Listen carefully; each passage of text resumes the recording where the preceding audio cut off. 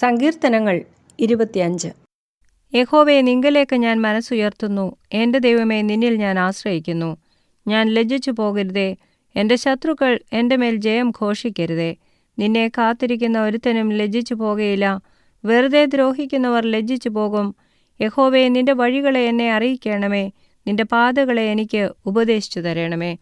നിന്റെ സത്യത്തിൽ എന്നെ നടത്തി എന്നെ പഠിപ്പിക്കണമേ. നീ എൻ്റെ രക്ഷയുടെ ദൈവമാകുന്നുവല്ലോ. ദിവസം മുഴുവനും ഞാൻ നിങ്കൽ പ്രത്യാശ വെക്കുന്നു. യഹോവേ, നിന്റെ കരുണയും ദയയും ഓർക്കണമേ.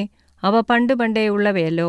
എൻ്റെ ബാല്യത്തിലെ പാപങ്ങളെയും എൻ്റെ ലംഘനങ്ങളെയും ഓർക്കരുതേ. യഹോവേ, നിന്റെ കൃപപ്രകാരം നിന്റെ ദയനിമിത്തം എന്നെ ഓർക്കണമേ. യഹോവ നല്ലവനും നേരുള്ളവനുമാകുന്നു. അതുകൊണ്ട് അവൻ പാപികളെ നേർവഴി കാണിക്കുന്നു. സൗമ്യതയുള്ളവരെ അവൻ ന്യായത്തിൽ നടത്തുന്നു. സൗമ്യതയുള്ളവർക്ക് തൻ്റെ വഴി പഠിപ്പിച്ചു കൊടുക്കുന്നു. യഹോവയുടെ നിയമവും സാക്ഷ്യങ്ങളും പ്രമാണിക്കുന്നവർക്ക് അവൻ്റെ പാതകളൊക്കെയും ദയയും സത്യവുമാകുന്നു. യഹോവേ, എൻ്റെ അകൃത്യം വലിയത്. നിന്റെ നാമനിമിത്തം അത് ക്ഷമിക്കണമേ.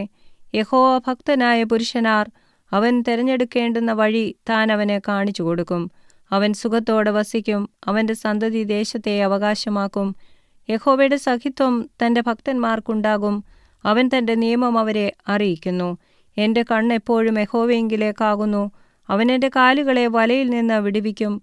എങ്കിലേക്ക് തിരിഞ്ഞ് എന്നോട് കരുണയുണ്ടാകണമേ. ഞാൻ ഏകാകിയും അരിഷ്ടനുമാകുന്നു. എനിക്ക് മനപ്പീഡകൾ വർദ്ധിച്ചിരിക്കുന്നു. എൻ്റെ സങ്കടങ്ങളിൽ നിന്ന് എന്നെ വിടുവിക്കണമേ. എൻ്റെ അരിഷ്ടതയും അതിവേദനയും നോക്കേണമേ. എൻ്റെ സകല പാപങ്ങളെയും ക്ഷമിക്കണമേ.